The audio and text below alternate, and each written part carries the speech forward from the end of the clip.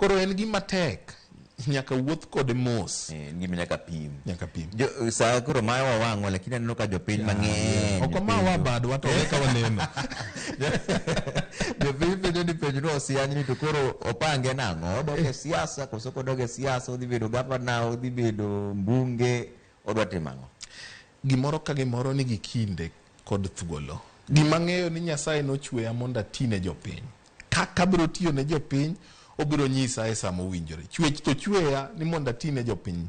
Nimar ka Nyasaye bende oketo kuomi rieko manyalo konyo oganda, to kitiyo kode mondo ikony oganda, to chieng' moro nokumi onyisi ni nyathina, namiyi obwongo wich mogo thole, naketo wach e dhogi manyalo reso oganda kendo manyalo sero konyruok mondo obi ne thurwa, namiyi gigi ne timo nade. Miyo e thuolo mowinjore ka wasepimo kendo waketo gigi e ratili, to abiro nyisogi kaka biro bedo. Ni mar jarikni to jamuod nyoyo gi kuoyo.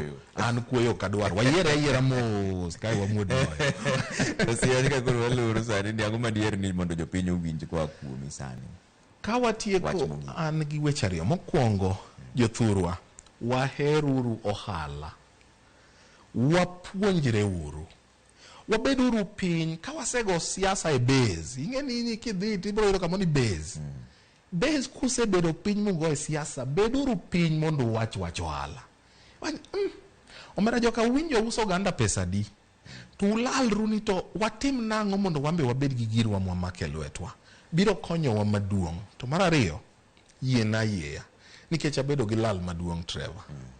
Pastor Mageno machalo wuonwa, Pastor Mola Yugi manochung' ne Adwen thurwa kucho nyonindo waike Thursday. Alemo ne jogi kendo alemo ne ode. To ubu lemnwa nikech mano chalo wuonwa. Nyasaye matelo ne jini.